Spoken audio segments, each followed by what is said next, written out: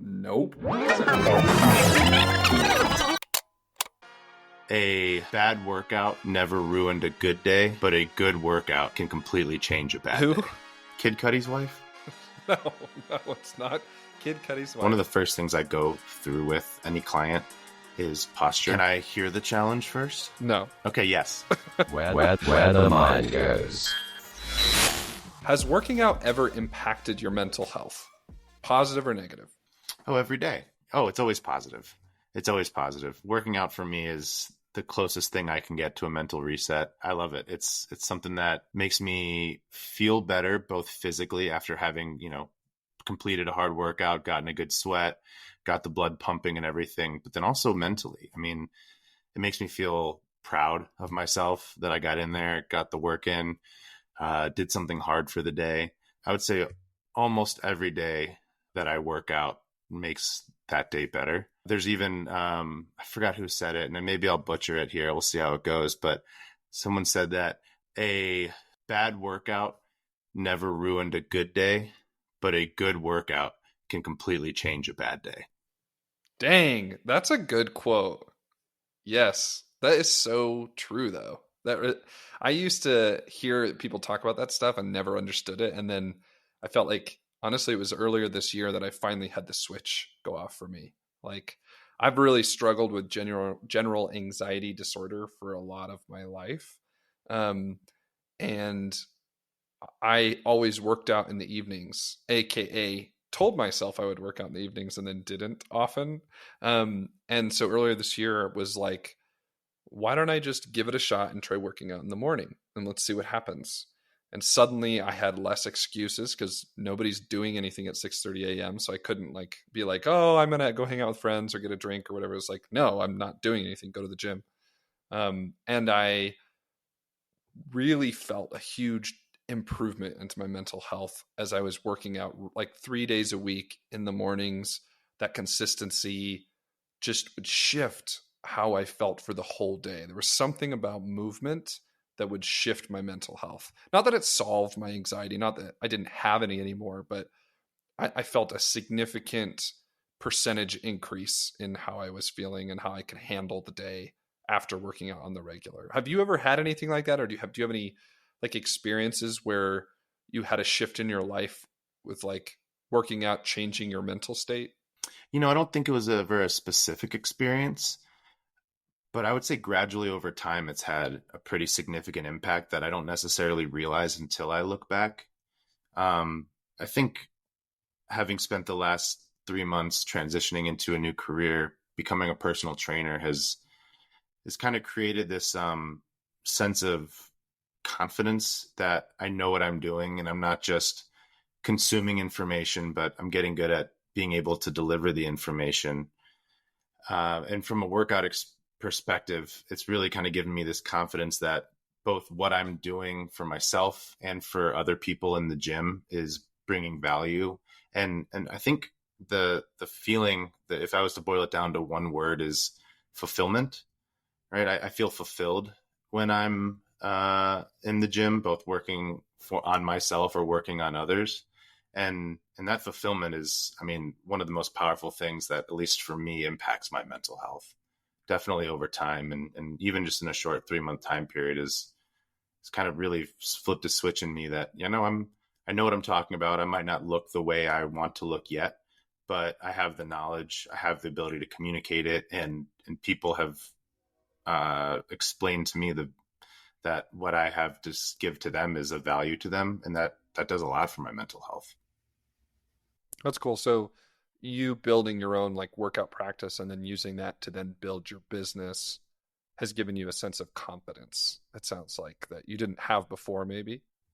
Yeah. And confidence is, I don't think it's something that's talked about enough from a mental health standpoint, but the ability to, look at yourself and not be punitive, not be, I don't want to say not be hard, because there's an importance to being, diligent with yourself and doing what you say you're supposed to do. But when I'm able to drive confidence, then I find that my mental health, my anxiety is quelled a little bit, and my ability to think clearly and think positively and be nicer to myself just improves dramatically. And I think confidence is really where that comes from. That's cool. That's really cool. That's powerful. Like, what a shift. Yeah, shift. That's a good way to think about it. Well, the reason I am wanting to hear your thoughts around the power of physical movement to change our mental health is because I was looking and studying a person named Amy Cuddy. Have you ever heard of Amy Cuddy before? No. Amy Kid Cuddy Cudi's is wife? who? Kid Cudi's wife? No, no, it's not Kid Cudi's wife. Surprise, surprise. But no, Amy Cuddy is a researcher. She has, I think, the second most viewed TED Talk on the internet. Yeah, it's amazing. But what she talks about are power poses. If you've ever heard of people talking about, if you hold a power pose like the Wonder Woman pose, it was like dubbed in the media or whatever, for 2 minutes, it can dramatically affect your emotions and your like confidence going into an interview or things like that. Have you heard of that before? Oh yeah, I've definitely heard of that. Okay, yeah. So Amy Cuddy's talk was really one of the biggest forces that popularized this concept of holding a power pose.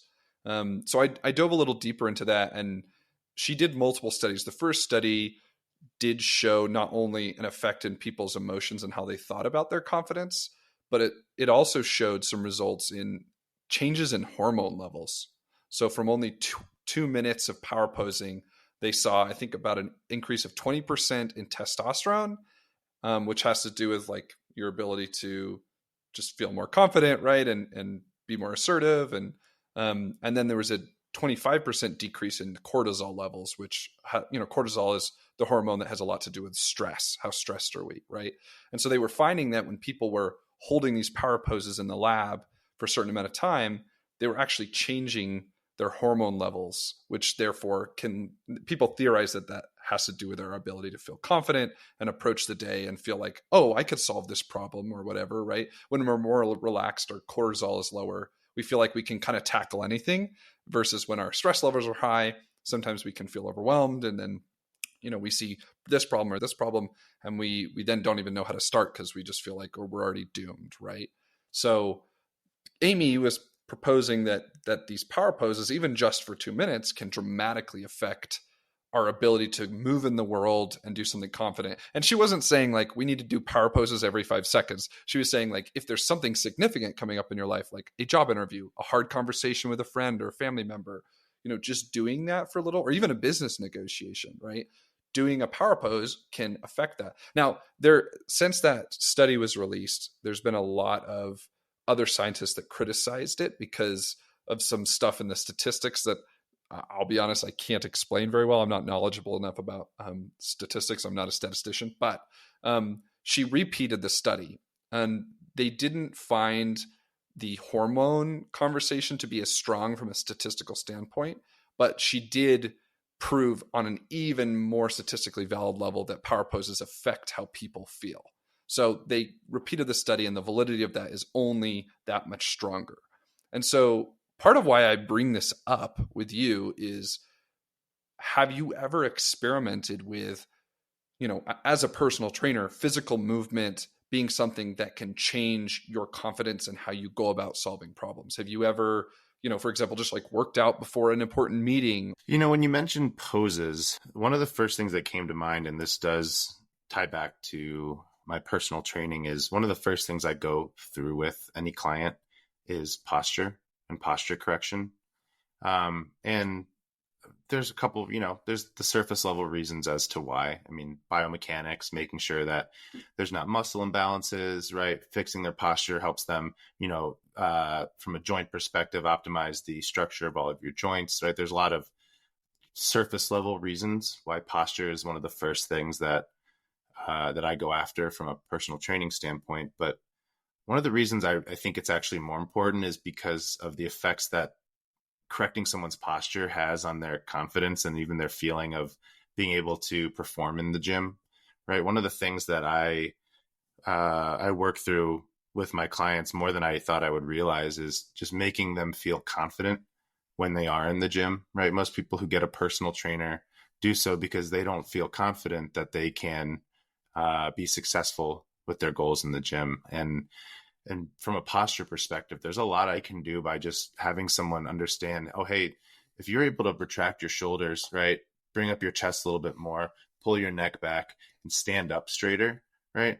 There's a lot of postural correction that can be attributed to just this gain in confidence that, hey, I do belong in here. I do know what I am doing, and even if I'm not, a master at these movements or these exercises yet, I do belong in the gym. And I think posture does help kind of set that, because, you and I have talked so deeply about the relationship between the body and the mind, and, where the mind goes, I would say also where the body goes, right? The mind does follow as well. And in this case, I do think correcting someone's posture is a really good first step into gaining confidence in the gym.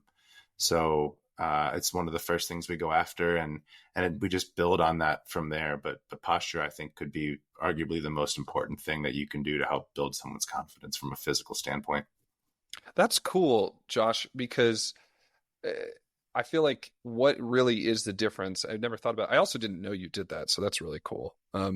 What honestly though, hearing what you're saying, I don't know what the difference between holding good posture and doing a power pose is. That's probably not that big of a difference. And I wonder if there's actually something happening at like that physiological level by training them to have a better posture. I bet you, just knowing like what Amy Cuddy's research was talking about, right? Like if holding a Wonder Woman pose can affect literally our mental health and our ability to tackle problems at a physiological level. I bet you just holding good posture does it too. Well, there's the reason why the old saying goes, "Keep your chin up," right? There's a high correlation with poor posture, right? Rounding of the shoulders, dipping of the head, and a lack of confidence, a lack of enthusiasm, just a lack of life that comes from that. And I would say that it's really important. And without knowing what the posture poses are that Amy Cuddy goes through, I'm willing to bet almost every single one of them include keeping your chest tall, right? Expanding your chest, puffing out your chest maybe a little bit, and creating some space in your rib cage and in your lungs, right? So that you can take deeper breaths. I bet almost all the poses have to do with keeping your chin held high, right? Not slouching, not dipping that chin. And I'm sure each one of them, have something that has to do with keeping a tall torso as well, right? Not having a rounded back, right? Having a tall, proud, strong back. I don't know what these poses look like, but I'm willing to bet each one of them have some component of that. I would say in the video I was watching that she has on TED Talks or whatever, a lot of them are that way. They show images of some of the people that were in the research experiment, and yeah, some of them were like kind of like they were sitting at a chair, but they had another chair next to them, and they were like putting their arm in the next chair, kind of like taking up space, I guess is the best way to put it. Almost all the poses took up more space, and I think naturally when you take up more space, we open our chests, like you said, and we lift up our head, and so that's interesting. Well, and I feel like what Amy Cuddy is talking about with power poses is really, for me, just the tip of the iceberg, because I learned about that, but I also have been studying Tony Robbins, which I know you appreciate, and we talk about Tony Robbins all the time. But for those that don't know, Tony Robbins is a life coach, and one of the biggest things that he talks about is really the 3 steps to changing your life, which is change your state, change your story, and then change your strategy. And most of the time when people have a problem, they try to switch up their strategy, right? They say, oh, I need to go about it a different way. Oh, I don't have enough clients for my business. I need to change my marketing. Or, oh, I don't know how to build my website. I need to go get some education or pay someone to do it, right? That would be changing your strategy. But what Tony talks about, and I think a lot of this connects to what Amy's kind of saying at the core, is actually, if you change your physical state to being a much more heightened sense from getting exercise or even doing a meditation or going for a run or dancing. That's actually my favorite way to change my state, is to dance. That if you do that and then go try to find a solution to the problem, the change in your hormones, the change in your physical being and the way you're holding yourself will actually change the way your mind is able to find solutions. And I've studied that from them and then gone and experimented with that in my own life. And I would say, at least for me personally, I've noticed a huge shift. There are days I wake up feeling completely unmotivated in my business. I have no desire to do anything. I want to run and hide. I'm feeling discouraged.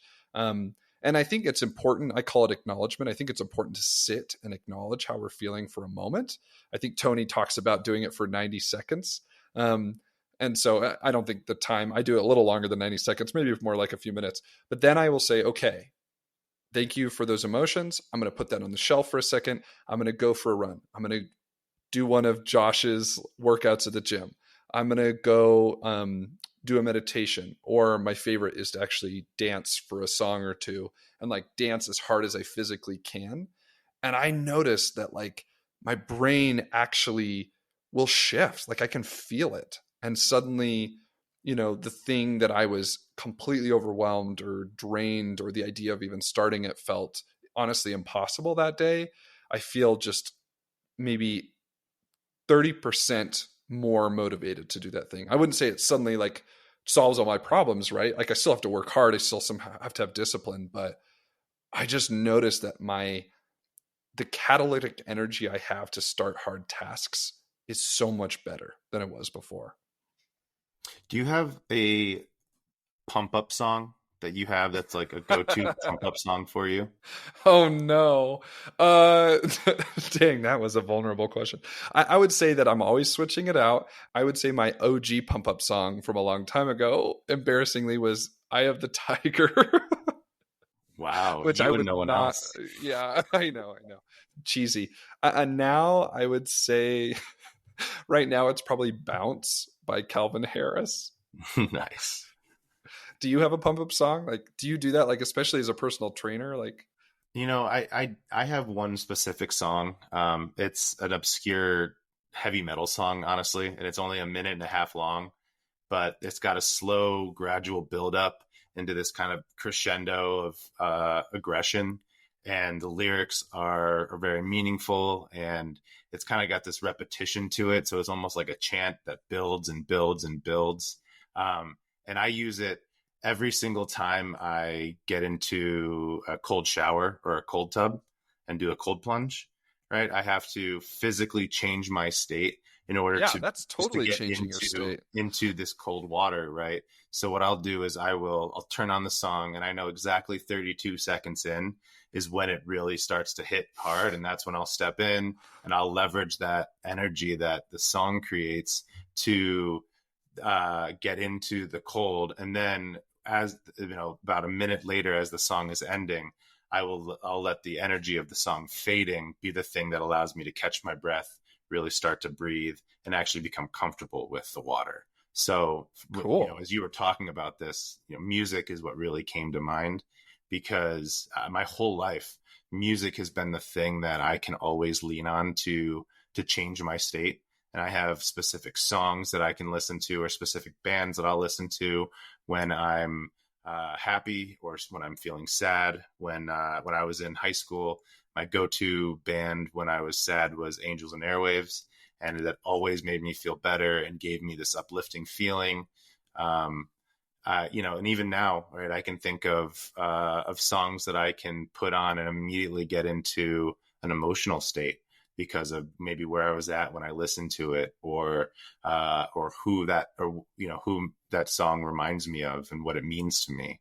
So yeah, I mean, we talk about physical things we can do, but there's external things that we can do to change our state as well, and not only just to make us feel quote unquote better or happier, but sometimes we can change our state to get into more of an emotional place or to reflect on things. But music is the thing that for me I've always been able to lean on, and if I need to change my state, I probably have a song that fits a specific emotion that I need to get into.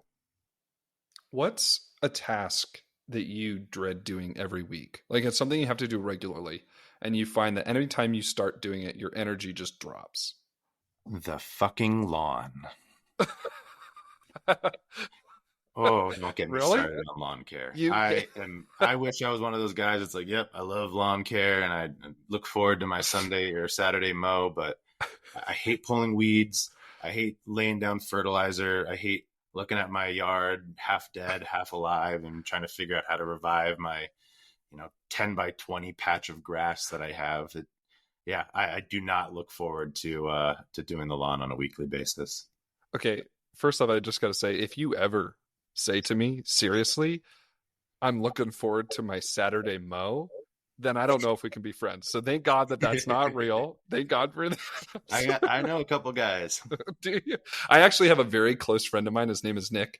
He is the person who looks forward to the Saturday mow, and he has the most pristine lawn I've actually ever seen. Like it's probably out of a magazine.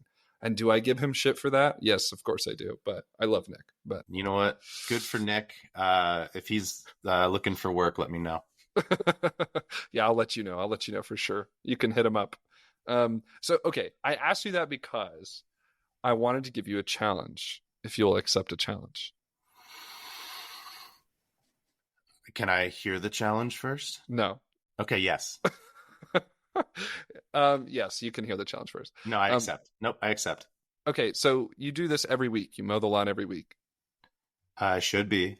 I think I'm a week behind right now. Okay, for the next 4 weeks, so for the next month, every time you're supposed to mow on the weekend or whatever, your Saturday mow, I Yeah. want you to turn on one of those pump up songs you talked about. And I don't want you to just listen to it. I want you to actually dance. And I don't want like head bopping side to side. I want like, I want some, what's that dude's name?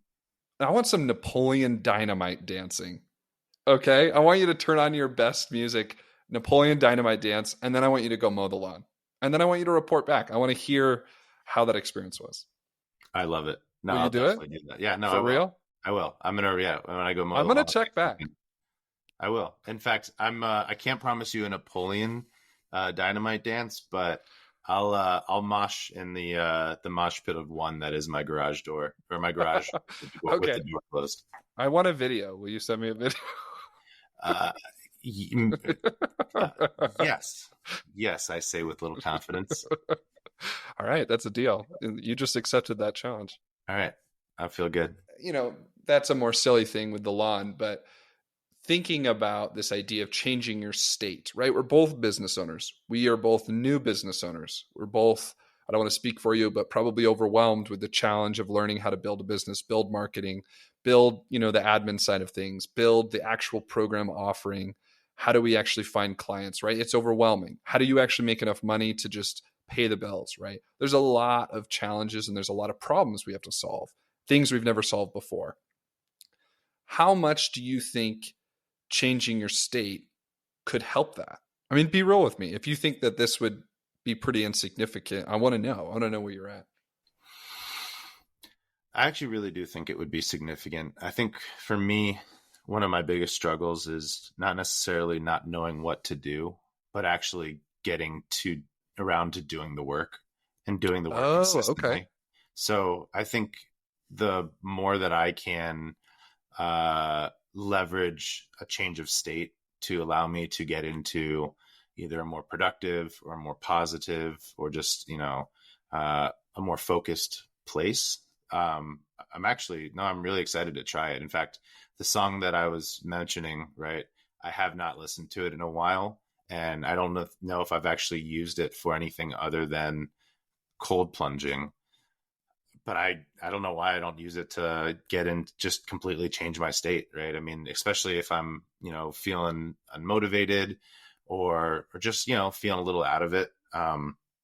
There's something about just being able to let out some aggression and jump around and, bang my head a little bit, that for me releases that feeling and allows me to just calm down and go, okay, let's get to work. Let's be productive. Things are okay.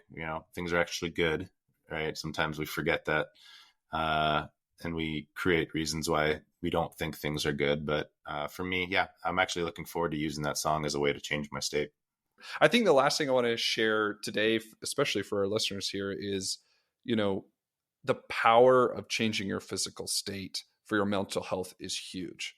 And so if you're listening to this, try it. Even just for 2 or 3 days, try listening to music, dancing a little bit in your car or at home when nobody's around. Do it for sure by yourself so you don't feel like embarrassed. Like you want to be able to not worry about what people are thinking of you, because there's that vigorous physical movement that's really what changes your mental state. And see how you feel and give it a shot. I think the last thing that really struck me from Amy Cuddy's talk was she said, there's the common phrase, fake it till you make it. Right. And she says, when people hear me talk about doing power poses, like especially the Wonder Woman power pose where you have, your hands and fists on each side of your hips and you're standing there with your chest out. Right. People will say, well, that's fake. That's not actually how I'm feeling. And she says, the power of doing these poses, the power of changing your physical state is if you fake it long enough, you become it. My hope for people is like, fake it, fake feeling joyful, fake feeling like you're cutting loose, and fake feeling that power pose for even just a few minutes a day. And you might find yourself becoming the way you want to feel.